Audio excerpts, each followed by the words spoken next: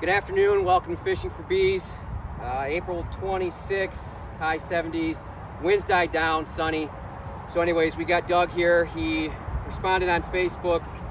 He probably knows the name of the group. It's Southwest Beekeeping, somewhere down there in Michigan. He'll tell you. Second one to receive a nuke.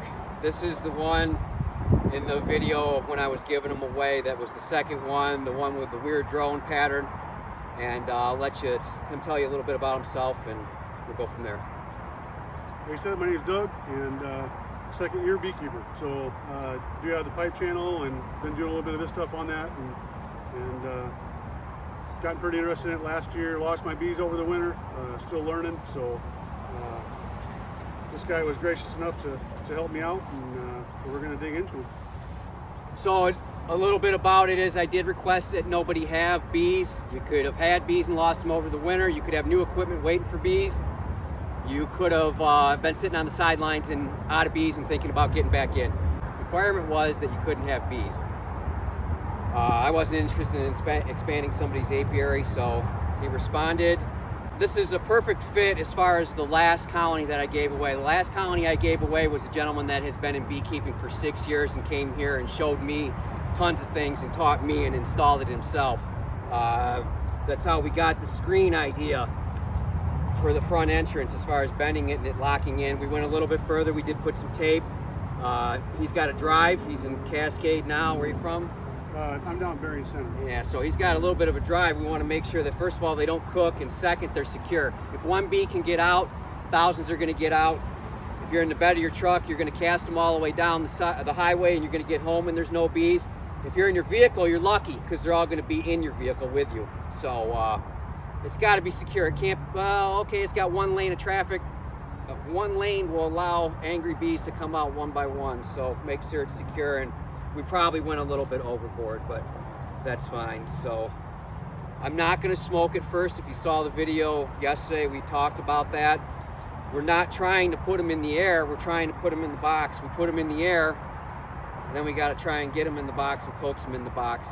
Daylight will help that. I don't think he wants to be here until sundown, so we're going to be careful. Also, one other thing, any drift, meaning any bees that are left behind, the white colony for the pollination contract is still here, and it's just directly to my left. They'll drift into there is the thought. So we'll see. There shouldn't be too many orphans or any at all. That's the hope. This had a good population of bees.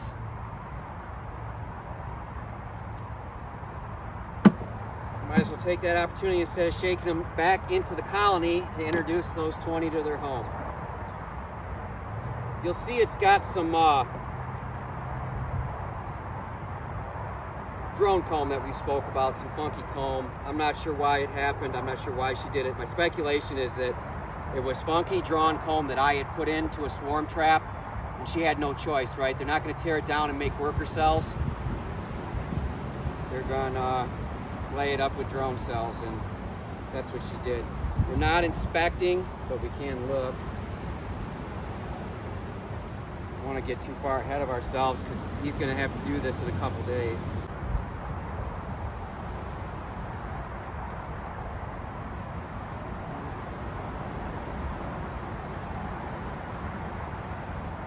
A lot of cat brood. So would that go on the outside or the inside? Inside. Yeah. So cat brood, we want to try and keep it to the center. This is an odd spot for cat brood because it's already on the outside, but this is a 5 frame. They manage it a little bit different. If I find an egg frame, I'm going to try and put that in the center. So cat brood on the outside, egg in the middle, resources on the edges. This is better than I thought. I was really concerned, but it's not terrible. You know, I could live with this, and that they might actually be high enough that that's the honey rainbow, so that it's not affecting. Remember we talked yesterday. It's not affecting a ton of your worker area. This I would keep this way. Doug and I yesterday spent some time on the phone. We talked about the possibility of needing to cull some of these frames that are really funky with that drone comb. We are going to look for the queen on this one if I were to put it down. I'm actually not going to hold off. I'm gonna go ahead and take care of it right now. Because she could have very well been on there, right? And that would have been bad. Yeah. But it's not 50, well, it's close to 50-50 drone worker. But this one, considering how low it is and considering how that drone pattern is in your ideal brood nest, I would call this one. So when they empty it out, move it to the outside, Okay. and you can not call it and just use it as a honey frame. Mark it so that you don't, in 2 years, put it back to the center. Right. There's a lot more brood in here than resources. We're gonna keep the brood to the center. He's gonna feed it hard for 2 days is what I would recommend. And then he's gonna have to crush queen cells or split. This has gotta go. So this is a terrible drone frame. I use starter strips, I like them, but there are problems with them. So anyways, I think it's awesome the way this worked out. I did tell Doug yesterday I prayed for the first recipient to just be shown to me because I wasn't comfortable picking, and Matt certainly did. We talked about it in the other video, and then I prayed over the second one because it's apparently hard to give freebies away in this state, or the algorithm isn't working in my favor where I'm posting it. Probably best maybe to subscribe to the channel and hit the notification bell, but anyways, that is where I'm going to give them away in the future. But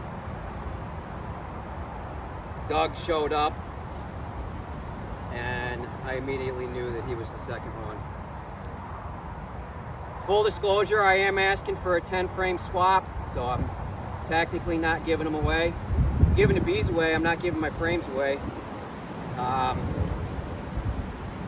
But that, in this case, is actually with Doug. He didn't have the frames, so we looked up Man Lake on how much they're going for, and he gave me that. And that is, these girls are starter. He's got like 2 days of feeding, and this thing's gonna need a deep. The one that left here yesterday went home and immediately got a deep. These are really nice colonies, but do you plan on splitting? No, well, it depends. I mean, I'm kind of going to go with what the colony tells me. You know what I mean? Okay. He's got a lot of potential here. If he even wanted, after feeding for 2 days, you take a day off. Don't put your honey super on the second you stop feeding. There's girls still passing that sugar syrup around because they pass it from bee to bee, introduce the enzymes, and everything happens. If they're still carrying it on board and haven't deposited it in a cell yet, meaning the sugar syrup, and you put your honey super on, they're gonna come to that available space, they're gonna deposit sugar syrup in your honey super. If you watch any of my videos, you know I'm passionate about adulterated honey. And there's a lot of misinformation out there, and I'm not perfect, and if I say something wrong, I'll come back to you.